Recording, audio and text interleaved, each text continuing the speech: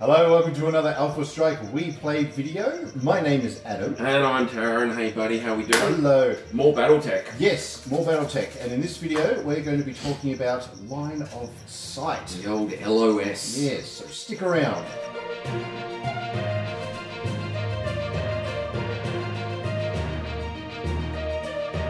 Alright, so we've spoken about elevation and things like that in some of our other videos and how that affects line of sight, but we just wanted to do a video focusing on that so you can understand how that works. Yeah, it's been pointed out to us in the comments that we haven't actually done a line of sight video yet, so we thought, well, what the hell not? Let's do that. Yes. So it can make a big difference in your games. A huge difference. Yeah, yeah. So winning, especially if you sort of win or lose initiative and where your units are on the field, how many you have and things like that. So if there's a unit that you want to protect, depending on what sort of hexes are in between, and if it's on the line, all of that can be quite important. It can be useful for protecting certain vehicles or mechs, and it can be useful for like hiding various units and things in certain games. You can do all sorts of funky stuff with your line of sight. So currently in the box sets that they've released at filming, it's only battle mechs. So there's no vehicles or infantry. Any of that although stuff. the clan one that's just been released or whatever, they have elementals in them. So that's a good point. point. Your battle armor. So first look at sort of infantry. Infantry. So the basic line of sight's in the box. All line of sight really is can I see my target to shoot it? That's how line of sight should be defined in all games. Yeah, pretty much. Can I see my thing? So in some of the situations, keep in mind that BattleTech was essentially, and probably still is, a board game. Although a lot of people can now play it sort of free range without hexes and with you get so many Alpha good miniatures and start mucking around with it. But we're going to focus on main BattleTech using hexes and the maps. So we're going to put up on the screen the unit heights table. Yes. Put that up there. So even though we're not talking about all the units there, at least gives you an idea. So we're really only focusing on mechs, which are size 2. Yeah, so we'll focus on that to begin with. So what you're doing when you're getting line of sight, you are drawing an imaginary line between the center of the hex that you're in and the center of the hex that the target is in. Everything that's along that line, in some way, shape, or form, will alter or modify your line of sight. That's it. If it blocks line of sight, then, well, you're out of luck. You can't see. But like woods or whatever, they'll add to your target numbers to shoot and things like that. So, but everything has a height. Everything has a height. So your mechs are height 2. Your woods are all height 2. And your elevation is the height that's listed on the thing. So elevation level 1 will be height 1. Etc. etc. So structures also have elevation. We're going to do a separate video for that. We'll do a different thing on buildings, but that's a thing. That basically the number of levels up the building goes is the height the building is. It's not that hard, but we'll talk about it under buildings. So we've set up a little map here. So we've got Bazza in his commando. We love Bazza.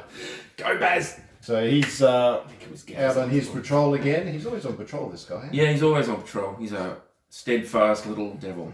He is. And he's come across his arch nemesis, this Thunderbolt. Who seems to be after him. Yeah, he's getting followed around by Thunderbolts a lot.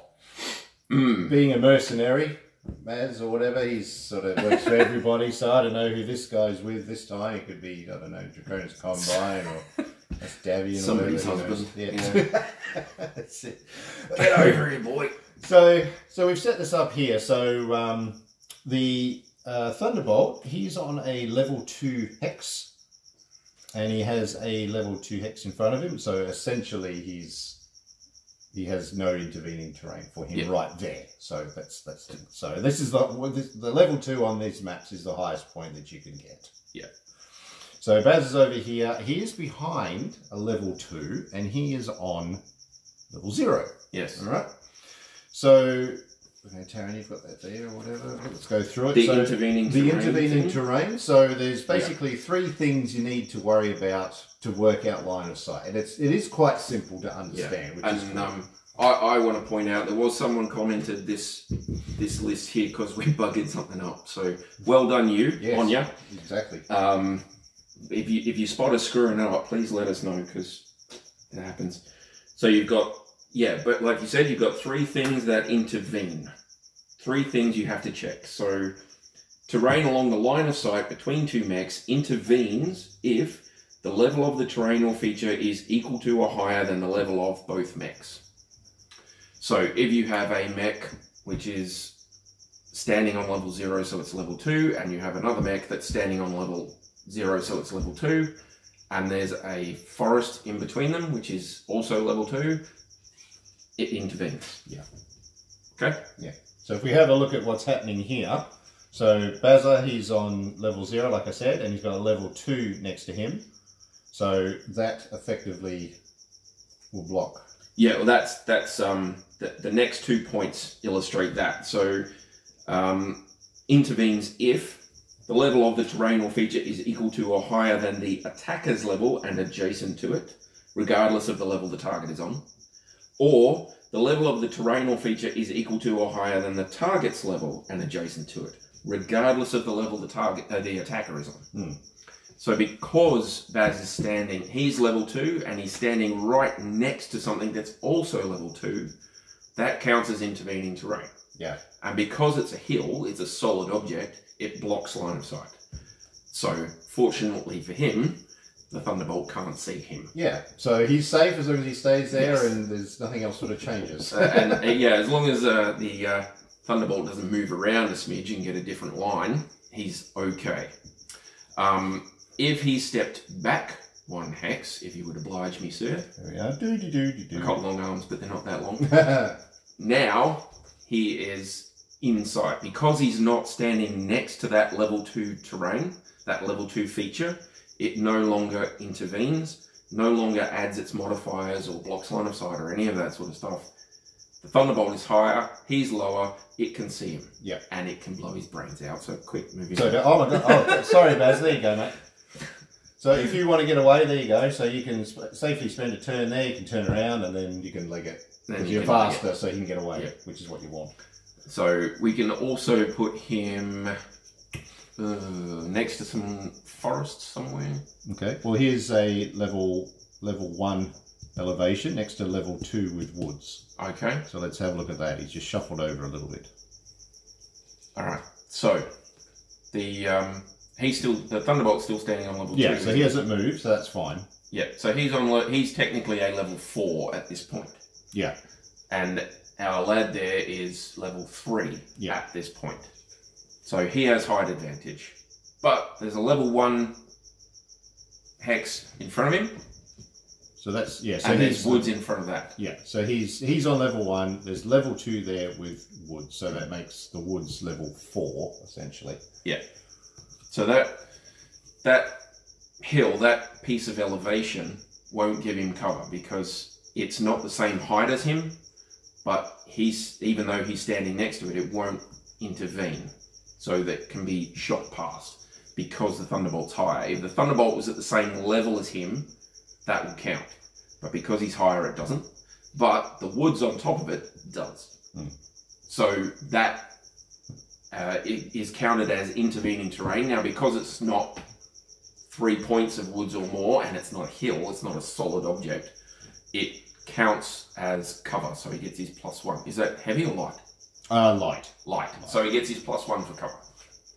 Sorry, I haven't got my glasses on. That's okay. Alright. So I'm just going to set up another, because there's when you're being attacked, when you're the target of an attack and it runs along the line. Yes. So I'll set up an example here. That bit that I said about drawing a line from the center of your hex to the center of your target's hex, if your straight line, your dead straight line, and there are ways to get a dead straight line that are like not even negotiable. You can get like a laser pointer that'll do a straight line for you if you want. But if it goes directly between two hexes, the defender is allowed to pick which hex applies. You can only pick one, obviously, but you pick which hex applies. But it also applies for any shots back. Yeah. So it applies for all combat between those two hexes from there on. Yeah. Okay. So I've set it up here. So the Thunderbolts come along, and we've got 2 sets of hexes that are on the line. So when he goes to shoot at Bazza, and Bazza as the defender can decide which of those hexes which of those count. So if he wants more cover, you can choose this light here as opposed to this one. Yep. And he's going to get at least 1 light anyway, so it doesn't. I would go with the hill though, because the hill will ignore leg hits.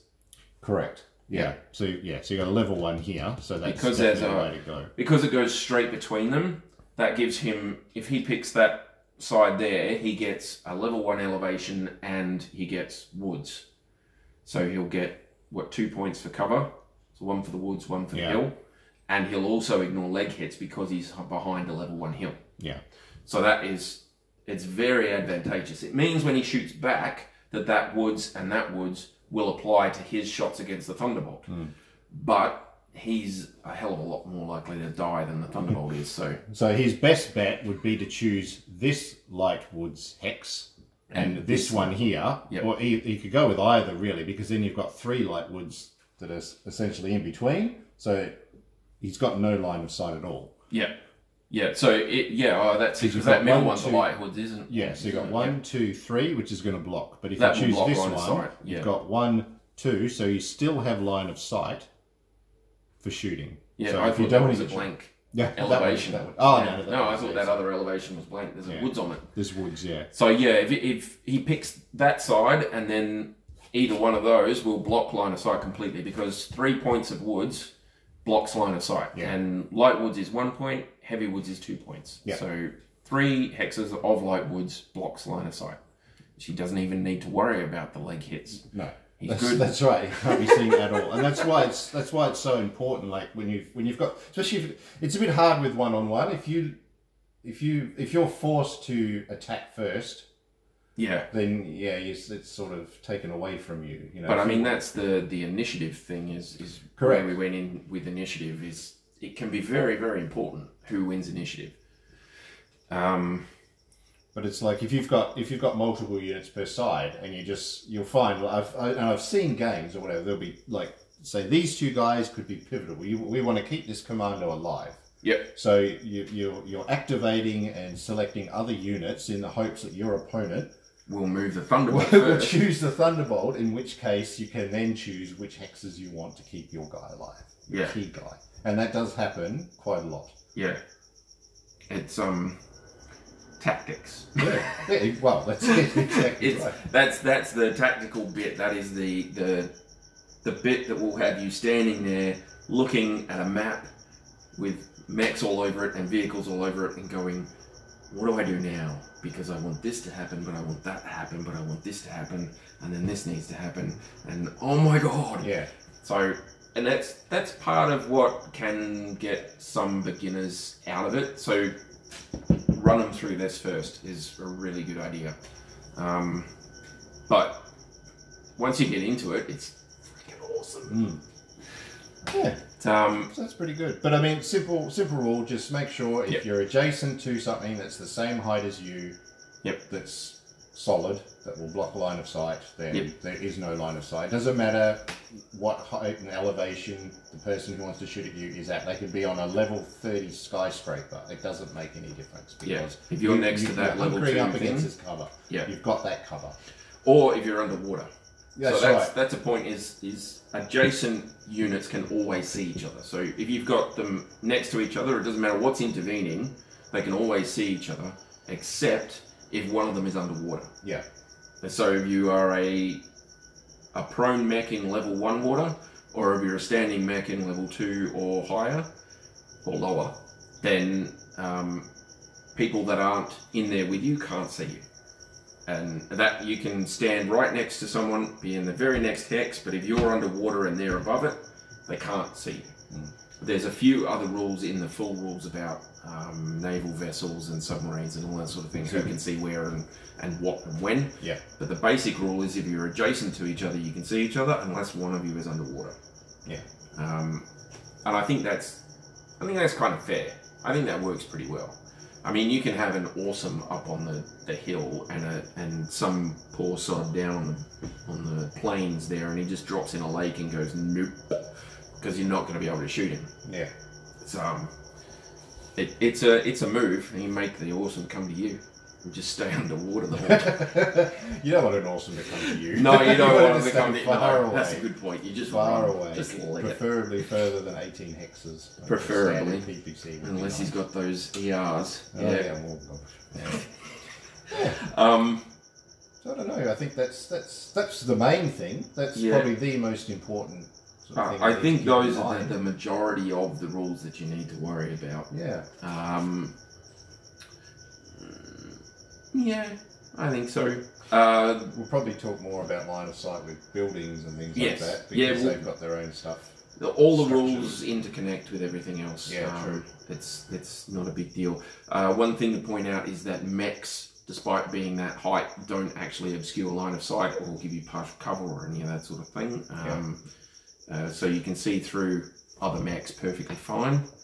Because a hex represents, I think I said like 30 meters. So there's enough for, in fact, you can actually have, you can only ever have one mech in a hex, but you can actually stack them with like vehicles and infantry. Like so you can actually, I mean, on the maps, they're only big enough really to put one model in there. So, you know, but technically you can have a mech and a vehicle more in the same thing, or you can have 2 infantry units or whatever. So, getting your own big hexes is cool. Big hexes. Playing on big hexes is good. Playing on big hexes is cool. That's it, I think. I think that's about it for line of sight. Yeah. There's probably some other things that might be important. If there's a question or whatever, just put it in the comments, because that works well for us. If it's about aerospace, we'll probably go into that at some point. This is mainly just ground stuff for now, because we're trying to stick to finishing the boxes off. So we know about aerospace, and we'll hopefully get to it eventually. Yeah. But yeah, I think that's for standard ground combat line of sight. I think we're good. Yeah, I think we're good. I think we're good. Okay. All right. So until next time, thanks for watching. Bye, guys.